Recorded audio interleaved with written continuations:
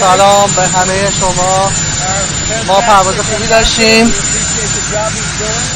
و ایشون سفیر عالی ما اینجا هستن. ما روابط خیلی خوبی با بریتانیا داریم. ما پرواز خوبی داشتیم و فردا روز خیلی شلوغی برای ما خواهد بود. I love Turnberry, I love Aberdeen, I have a lot of things here that they warm my heart. I want to tell you, it's a very special. What's your message to the king? Well, when you see him tomorrow. پیام شما به پادشاه چیه؟